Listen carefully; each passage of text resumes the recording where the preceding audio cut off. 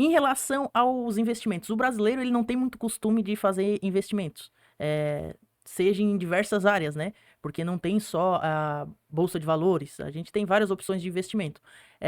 Mas tu acredita que isso é com base na educação que a gente carrega hoje, que não temos esse costume de ter um pouco de paciência para construir algo para o futuro? Como que tu vê essa relação entre educação e investimento hoje no Brasil? O brasileiro, na verdade, ele não tem educação financeira, né? Tem alguns quesitos que deveriam ser ensinados nas escolas. E, infelizmente, a gente não aprende. Eu não aprendi, eu acredito que tu não aprendeu e a grande massa não aprende. O que eu ensino, ele basicamente pega um jovem de 20 anos hoje, independente da condição desse jovem e do quanto esse jovem ganha. Eu tenho certeza que qualquer jovem hoje, com 20 anos, que aprendeu o conceito daquilo que eu ensino, ou que outras pessoas também que seguem a mesma filosofia ensinam, que é o poder do juro composto. E se esse jovem hoje, não importa se ele esteja empregado ou não, ganhando um salário mínimo ou não, ele aplicar esses conceitos, é lógico que ao longo da vida ele vai precisar também melhorar como profissional, como pessoa, para melhorar o ganho, para aumentar a capacidade de poupança. Mas se ele começar agora, jovem, a poupar uma parte que seja do seu salário, investir em bons ativos e reinvestir os ganhos, os rendimentos, os dividendos, ele chega aos 50 anos rico ou pelo menos com a vida financeira estável. São 30 anos de juro composto trabalhando a favor dele. Se ele fizer isso com disciplina, é impossível que ao chegar a essa idade, depois de 30 anos, ele não esteja pelo menos financeiramente tranquilo. E muitas pessoas atingem grande sucesso financeiro. Nós temos aí alguns exemplos, né? Ou talvez o mais conhecido, Barsi, que era um cara que era operador de pregão lá na bolsa, né? Fazia aquele trabalho ali no pregão de ficar operando ali as ações, né? Então, o Barsi é talvez o mais conhecido exemplo, que começou do zero e há 50 anos, um pouco mais, eu acredito, ele faz a mesma coisa. Compra ações, reinveste o dividendo, compra ações, reinveste o dividendo. Lógico que ele começou muito pequeno, mas todo esse número de essas décadas fazendo isso, hoje ele é um bilionário, né, com uma carteira aí invejável de ações, da qual ele é dono e recebe aí milhares de reais em dividendos todos os meses. Agora, para isso precisou aquilo que ele mesmo sempre fala e que eu sempre repito também, paciência e disciplina, né? Porque é um processo longo, né? Mas isso é algo que realmente falta hoje para o brasileiro. E o mais triste de tudo isso daí é que às vezes eu vejo jovens comprando, eu até esses dias no programa que eu participo na rádio eu falei que tem muitas pessoas que estão teclando a sua independência financeira, né? Por que teclando? Porque o jovem às vezes ele pega, vai lá, compra o iPhone último modelo, né? Então gasta um valor expressivo ali por uma coisa que daqui 2 anos não vale quase mais nada. Com quanto ele poderia ter um modelo mais simples que faria a mesma função, reinvestir aquela diferença e daqui 10 anos aquela diferença poderia se tornar aí uma quantia substancial, né? E aí eu estou dando exemplo de um telefone. Quantas pessoas não fazem isso com carros, por exemplo? O cara tem um carro, daqui a pouco ele melhora o salário na empresa que ele trabalha ou na profissão que ele está exercendo, ele vai lá e já troca de carro e se endivida de novo. E daqui a pouco ele sobe mais um degrau no padrão, ele vai lá e sobe mais dois no padrão de gastos, né? E aí nunca sobra nada para investir. Então, um dos segredos, né, eu tenho falado isso, é viver um degrau abaixo das tuas possibilidades, né? Porque daí essa diferença fica mais leve as coisas e essa diferença tu consegue investir em coisas que lá na frente vão te trazer resultados, né? Então, essa educação financeira realmente falta para as pessoas. E aí, às vezes, a pessoa, ela quer o prazer imediato, né? Ela quer o benefício imediato, ela quer a bonificação imediata. E, basicamente, o investimento, o que que é? É tu te privar de consumir algo hoje para consumir mais lá na frente, né? Tu deixa de consumir algo hoje, eu vou deixar de comprar um carro 0 km hoje, mas daqui 10 anos eu vou ter condição de comprar 5 carros 0 km. Então, basicamente, o investimento, o que que é?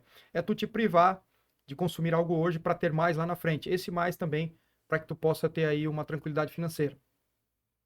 Eu acho que isso, de certa forma, tá interligado também à questão cultural do brasileiro, né? Porque o brasileiro parece que gosta de um mostrar pro outro que tem mais. Então, para isso também tem mais gasto. Para comprar um iPhone novo, surgiu o iPhone aqui, o outro tinha o iPhone 15, surgiu o 16, vou lá e compro o 16 para mostrar que eu tô melhor do que aquele outro na situação. E muitas vezes eu acredito que a situação financeira por trás seja totalmente oposta, né? A gente não consegue discernir a realidade que o outro vive através do que a gente vê do outro, né? Aí tu tocou num ponto que vai além dos investimentos, né? Mexe com o psicológico, o emocional, a questão do que o outro vai pensar de mim, para eu ter a validação do outro, eu tenho que mostrar, ó, olha aqui o relógio que eu estou usando, olha aqui o telefone que eu tenho, olha o carro que eu estou andando. Isso acaba sendo uma prisão psicológica, uma prisão mental, quando tu vive a tua vida segundo as regras da sociedade ou as regras do outro, né?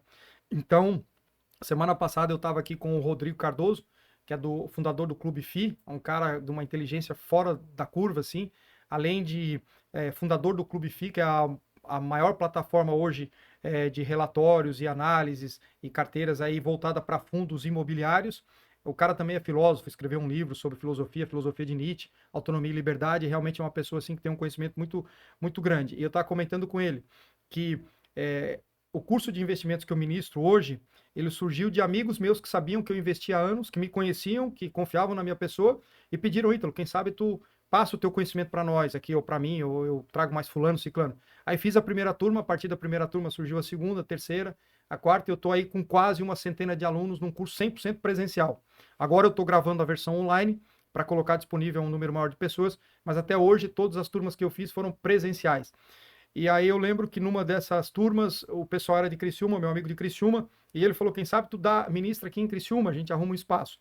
Aí conseguimos a casa em um dos alunos, que era num condomínio fechado em Criciúma, e eu tava contando isso pro Rodrigo, né? E eu fui até Criciúma no meu Corolla, porque o carro que eu ando, tu sabe, é Sim. um Corolla 2004, é um carro que tem mais de 20 anos de uso. Então eu cheguei no condomínio, na portaria, para ministrar a primeira aula, e aí foi até engraçado, né? Porque eu entrei no condomínio e aí tinha Mercedes, o Porsche, BMW, Land Rover. E aí, pô, isso aí é o cara que veio ensinar nós a ficar rico, né?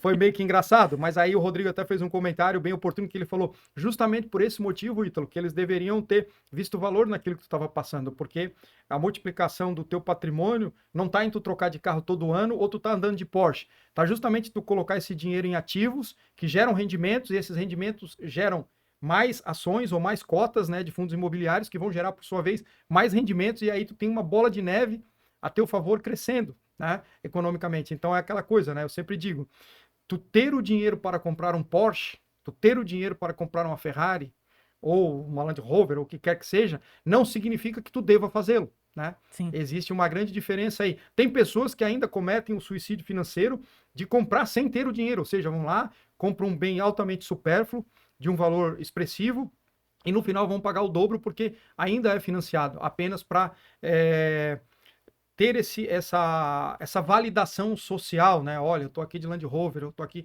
né? Então acaba que a pessoa, ela paga o preço da liberdade financeira dela por querer estar nessa convenção social de que eu tô dirigindo o carro último modelo, eu sou importante. Conquanto, quando tu tira esses entraves da tua mente, essas obrigações, essas convenções sociais, tu te liberta disso e tu sabe que o mais importante é tu estar em paz contigo mesmo, a tua família tá ali assistida, tu ter lá os recursos para pagar todas as tuas contas, não dever nada para ninguém, poder cumprir todos os teus compromissos, acaba sendo uma paz que vale até mais que dinheiro, né? Então, eu digo que também eu sou um pequeno investidor, mas eu venho trilhando o caminho que é o sonho de muita gente, né? Que é atingir a sua liberdade financeira, mas muito por essas atitudes, né? De poder controlar o meu ego, poder saber que se eu for ter um consumo excessivo, eu não vou ter condição de fazer com que o meu patrimônio continue crescendo, que é um processo, como eu falei aqui, longo, lento, exige paciência, é pouco a pouco, nada que te traz um retorno muito grande, muito rápido, ele vai dar certo no final, nunca dá certo, entendeu? Então é essa caminhada aí.